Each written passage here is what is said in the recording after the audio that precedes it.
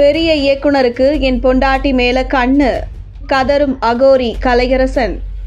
கோயம்புத்தூரைச் சேர்ந்த நாட்டுப்புற கலைஞரான கலையரசன் தன்னை அகோரி என கூறிக்கொண்டு மனதில் பட்டதை பேசி பெரும் சர்ச்சைக்குள்ளானார்.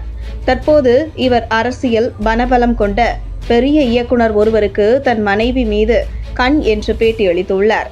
இது இணையத்தில் பேசுபொருளாகியுள்ளது. கடந்த சில மாதங்களுக்கு முன் சோசியல் மீடியாவில் வாய்க்கு வந்ததை பேசி பரபரப்பை கிளப்பியவர்தான் அகோரி கலையரசன். இவர், நான் தியான நிலையில் இருக்கும்போது ஒருவரை பற்றி நினைத்தால் அவர்கள் முந்தைய ஜென்மத்தில் என்ன மாதிரி இருந்தார்கள் என்பதை என்னால் சொல்ல முடியும்.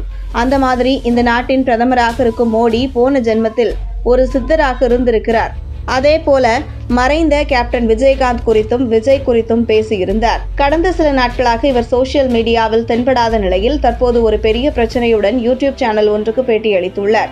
அதில் ஒரு பெரிய இயக்குனரிடமிருந்து எனக்கு அழைப்பு வந்தது. அப்போது அவர் தன்னுடைய டாக்குமெண்டை பூஜை செய்து தருமாறு கூறினார். நானும் சரி என்றேன். அப்போது அவர் கூடுவாஞ்சேரியில் பெரிய பண்ணை வீட்டில் என்னை தங்கச் சொன்னார். அந்த வீட்டில் எங்களுக்கு என்று 6 வேலையாட்களை வைத்து இருக்கிறார். இவை அனைத்தையும் எனக்கு வீடியோ காலில் காட்டினார். மேலும் எனக்காக புது பென்ஸ் காரை வாங்கி வைத்திருப்பதாக சொன்னார்.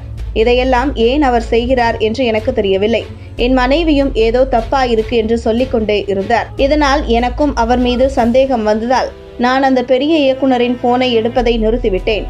நான் போனை எடுக்காததால் அவர் கடுப்பாகி ஒரு நாள் தொடர்ந்து கால் பண்ணிக்கொண்டே இருந்தார். அப்போதுதான் அவரின் உண்மையான சுயரூபம் தெரிந்தது. அதுவரை சாமி சாமி என்று பேசிக் கொண்டிருந்த அவர் என்னை மரியாதை இல்லாமல் பேச ஆரம்பித்தார். மேலும் என் மனைவி போட்டோவை கேட்டார்.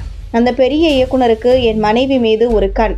என் அம்மாவை வீடியோ காலில் பார்த்துவிட்டு அவரும் வேண்டும் என்று கேட்கிறார். இதற்கான அனைத்து ஆதாரங்களும் என்னிடம் இருக்கிறது என்று அகோரி கலையரசன் அந்த பேட்டியில் கூறியுள்ளார்.